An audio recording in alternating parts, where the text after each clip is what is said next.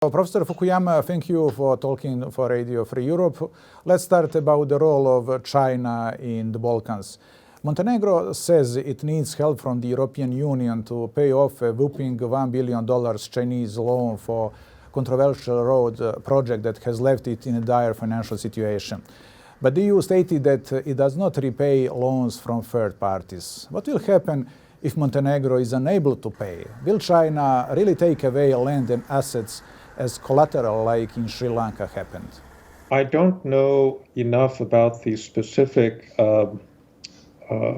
language of the concession agreement.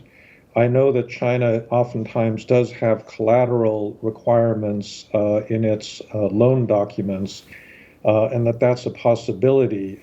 However, China has a number of options. Like other lenders, they can simply renegotiate the terms of the agreement, delay the payment date, change the interest rate.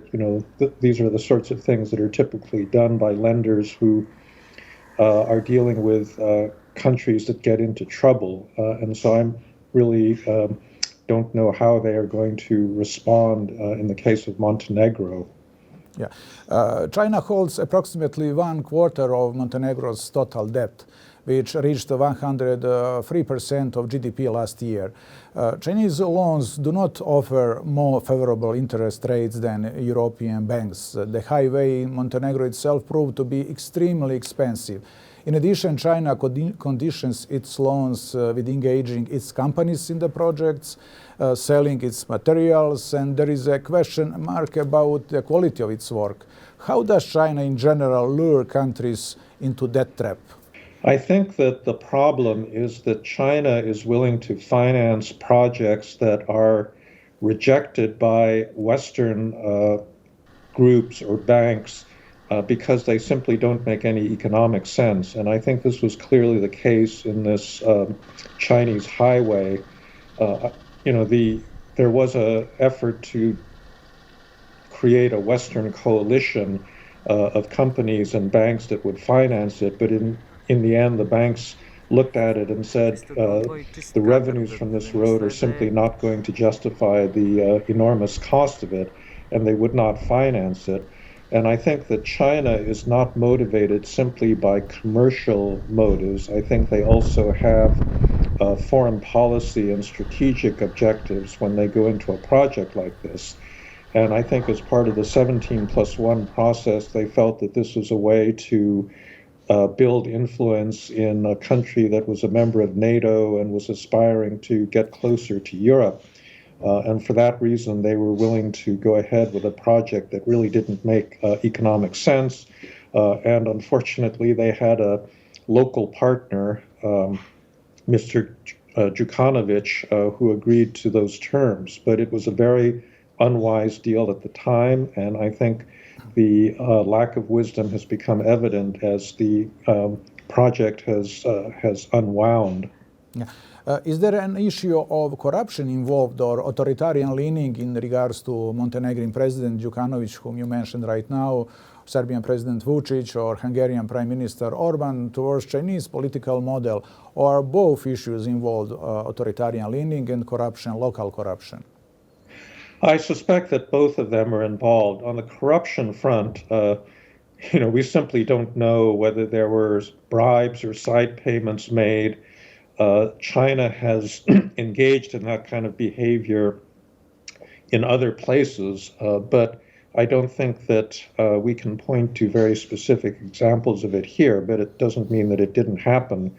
I think that appealing to authoritarian leaders is definitely part of their playbook.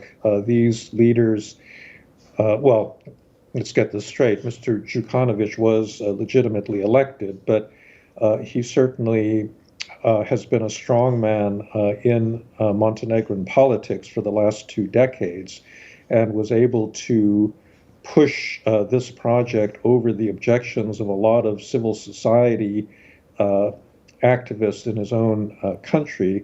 And because he had that unilateral power of approving the project, he got it approved and then got the whole country into trouble. China deepens its footprint in the Balkans through infrastructure and energy projects. Beijing has also begun to build up stronger political ties in the region, forging a comprehensive partnership with Serbia. The Serbian government praised Xi Jinping effusively a year ago following the receival of critical medical aid, as well as the recent import of Chinese vaccine. In Belgrade, a new Chinese cultural center is being completed on the site of the former Chinese embassy destroyed by the NATO missiles in 1999.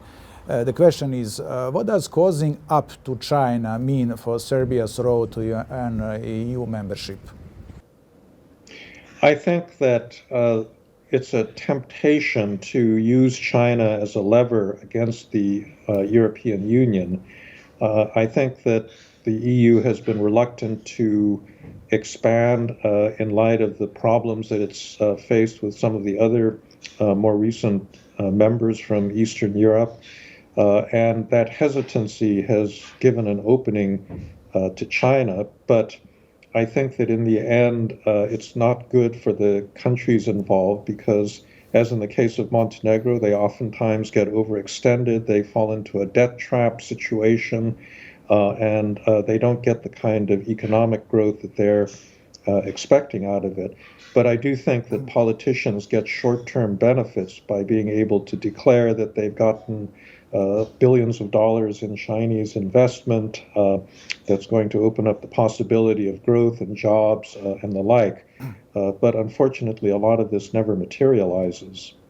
Apart from this leverage, in case of Serbia, is it a multi-vector approach to international affairs of focusing at the same time on the EU, the United States, Russia and China, a mere hangover from the Yugoslav times when Tito balanced between the West and the East, or rather a political game aimed to legitimize its increasingly autocratic regime?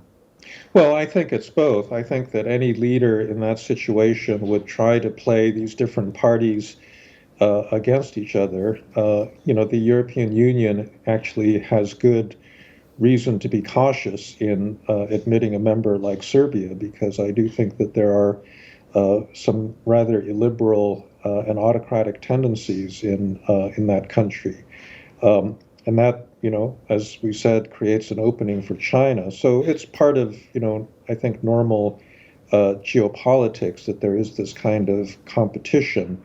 But in the end, I think that if Serbia or any other country in the Balkans actually wants to be part of Europe, they have to make a fundamental choice about values, about whether they want to be a liberal democracy or whether they want to be a illiberal, semi-authoritarian type of state. And until they make that choice, I think they're going to be in this intermediate position. But we have within the EU as well authoritarian or populist regime like in Hungary, like in Poland, and even in this established democracy, very strong movement like in Italy or France, and so on and so on. Well, not to speak of the United States, I think former President Trump was part of this populist movement. So it's something that's affecting many democracies today, and I think it's perhaps the most intense threat to democratic practice in Western countries that we've seen in many years. It appears that for China it's a golden opportunity to embarrass the EU and the West more broadly. In 2018, then European Commissioner for Enlargement Johannes Hahn referred to Balkan countries as Chinese potential Trojan horses among future EU members. What would be the consequences for Balkan countries and the EU as well, given the fact that China and Russia are trying to utilize a vacuum created by the enlargement fatigue, which you mentioned within the European Union?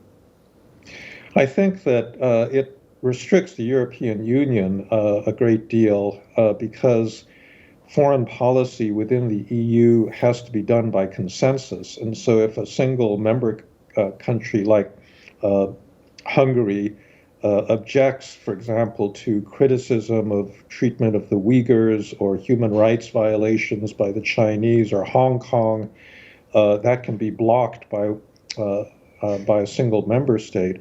And I think that makes these Chinese forays into influence building in Eastern Europe very effective as a means of limiting the scope of the EU's policy. Is there any danger that Balkan countries, first and foremost Serbia and Montenegro, could fall into Chinese orbit because their accession to the EU is not likely in the foreseeable future? Does the European Union make a strategic mistake by raising a bar for accession which pushes aspirant countries to seek alternative options because they realize that joining the EU is a distant future? Well, that's a danger, but there's also good reasons why the EU wants to maintain certain minimum standards in terms of accepting new members. I think Hungary and Poland, as you mentioned, are already examples of backsliding within the European Union, which have undercut a lot of European values and ideals regarding rule of law and the like, and that's weakened the EU as a beacon for liberal democracy around the world. So there's actually good reason to be cautious about admitting new member states that don't really qualify in terms of their institutions. But nationalism is the strongest ideology in politics in the Balkans, as in the most part of the world, unfortunately. And why nationalism and the 19th century politics are at stage and the forefront of many political options? Well, that's right. I think that we are living in a period when nationalism has increased. I think that the reason that we moved away from nationalism, at least in Western Europe after 1945, was that nationalism led to, two world wars and a really horrible collapse of European civilization. And I think that that's the route that nationalism leads to in the present day as well. The trouble, I think, is that many people forget, what that situation was like when you had out-of-control nationalism. The Balkans obviously experienced that in the wars in the early 1990s, and I don't think that anyone wants to return to that kind of situation. So nationalist politicians really are playing with fire in that respect. Let's move to the international issues. The European Union reached in January an agreement on investments with China, which has drawn criticism that it succumbs to Beijing, while Emmanuel Macron, French president, calls for European strategic autonomy. The European Parliament, meanwhile, put on hold the ratification of the agreement. All in all, will it make it difficult to accommodate the EU and the US policies towards China?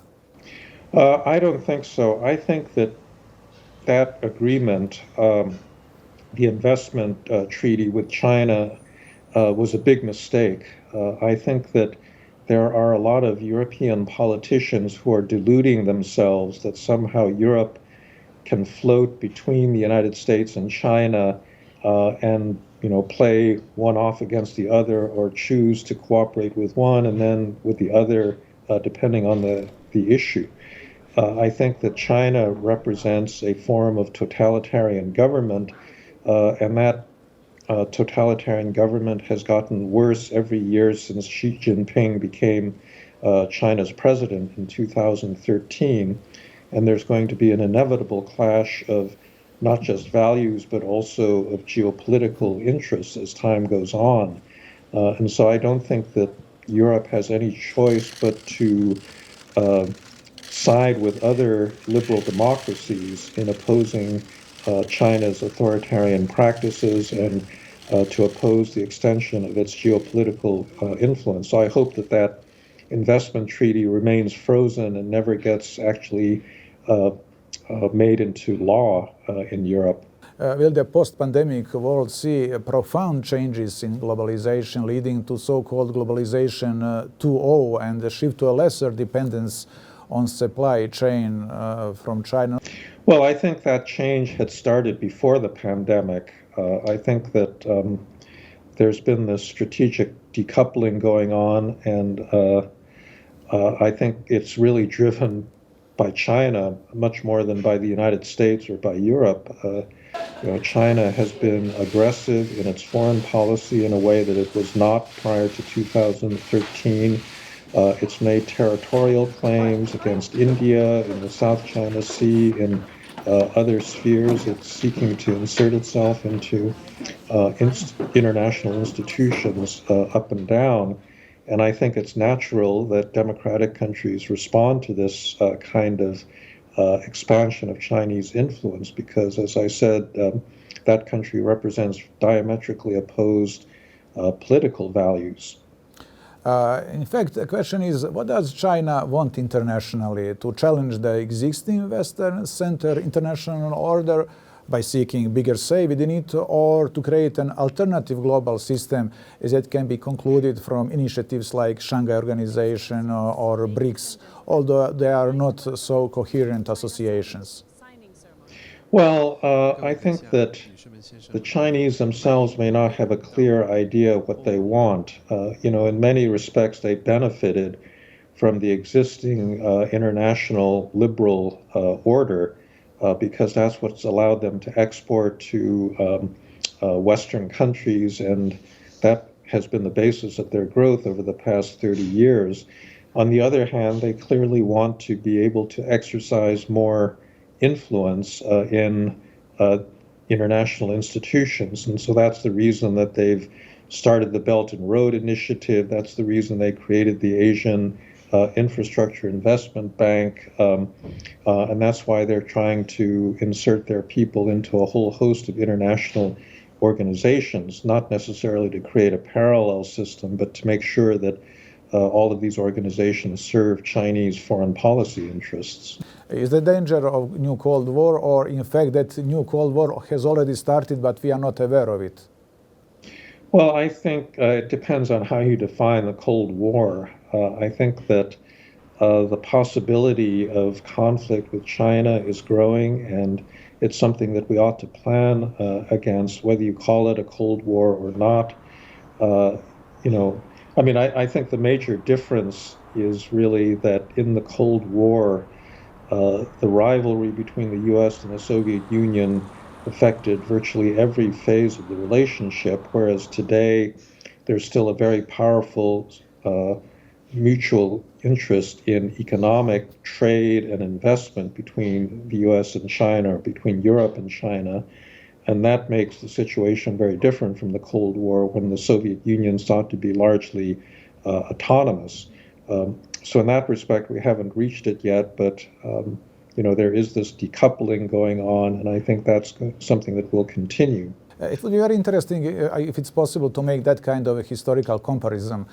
Could the role of China today be compared to the position of Germany on the eve of World War I? German political and economic power soon began to rise after the unification in 1871, seeking to reshape the world order. It was also an authoritarian country as China is today.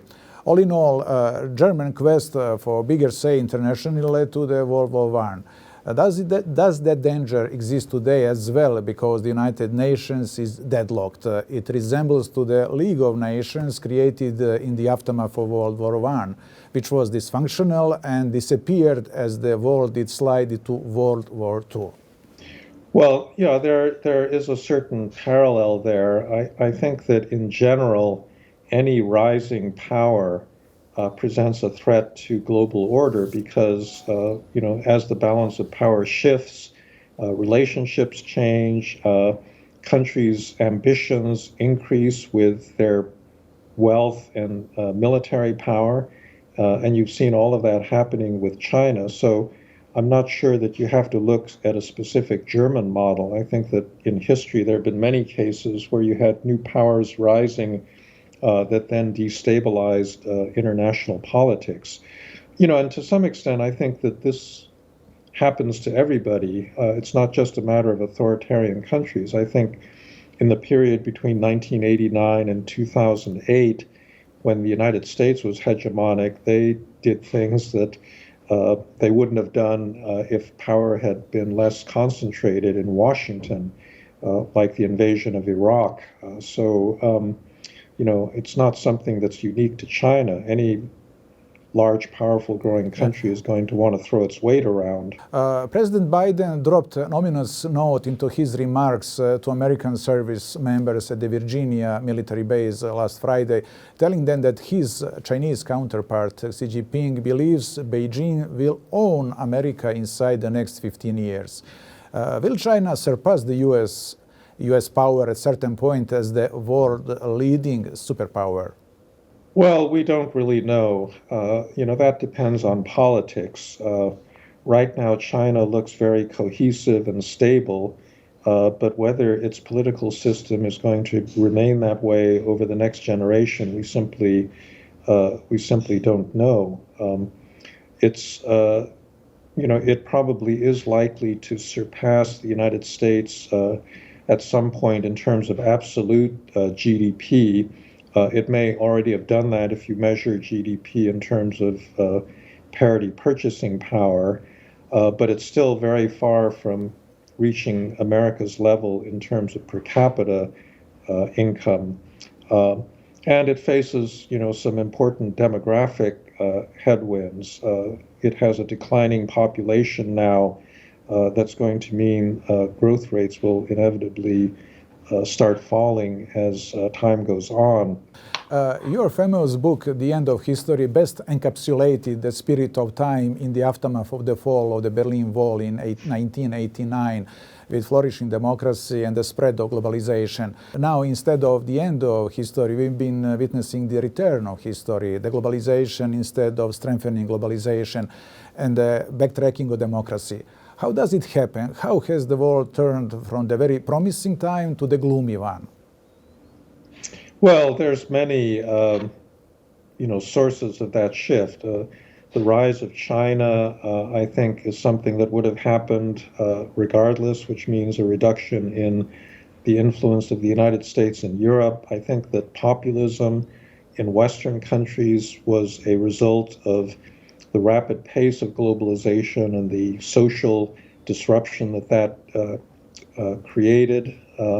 And I think that people also become complacent over time, that they get used to peace and prosperity and they move on to higher expectations. And I think that's something that happened with the European Union. If you think about it, the European Union was one of the most successful organizations of all time because it was really designed to prevent war between France and Germany. And that's something that is completely unthinkable right now. But people take that for granted, and now they want the European Union to do other things for them, and they're unhappy with it. So this is the perpetual problem with politics. People's expectations continue to rise, and oftentimes the institutions are not able to fulfill those expectations. But figuratively speaking, do you still believe in the end of history in terms of prevailing liberal democracy over other authoritarian ideologies and this? And would you now write the same with the same notion, the same book 30 years on about this? So the end of history was not a prediction about what would happen in global politics. It was a raising the question about modernization and the question of where modernization was pointing. That's what the meaning of the end of history is. If history is a modernization process, what constitutes the most modern kind of society? And in that respect, it's not clear to me that my conclusion is wrong, that there are higher forms of civilization out there that we can aspire to that are higher than liberal democracy. The only country I think that has a claim to that is China, but I don't think that that's going to be a universal model that many people in the world are going to aspire to. So in that sense, I think that much of the conclusion still stands. The other thing is that the end of history, had a question mark at the end. I wasn't asserting that this is necessarily what was going to happen. And in fact, in the book, I talked a lot about this Greek word thumos and the idea that the search for recognition would drive politics in directions that could threaten democracy in the future. And it seems to me that, a lot of that has actually taken place. Ken Jovit wrote in 1992 the book New Global Disorder, and soon after that Samuel Huntington wrote the book The Clash of Civilizations. Both were strongly criticized for their quite pessimistic views. However, looking back almost 30 years on, do they seem right? Are we witnessing a sort of clash of civilization given the threat of Islamic extremism and deepening tensions between West and the rising non-Western powers? Well, there is a civilizational clash to some extent with the Muslim world. I don't think that it's anything like, let's say the Cold War, because I think that even within the Muslim world, there are deep divisions, between Sunnis and Shias, between more liberal forms of Islam and more conservative ones.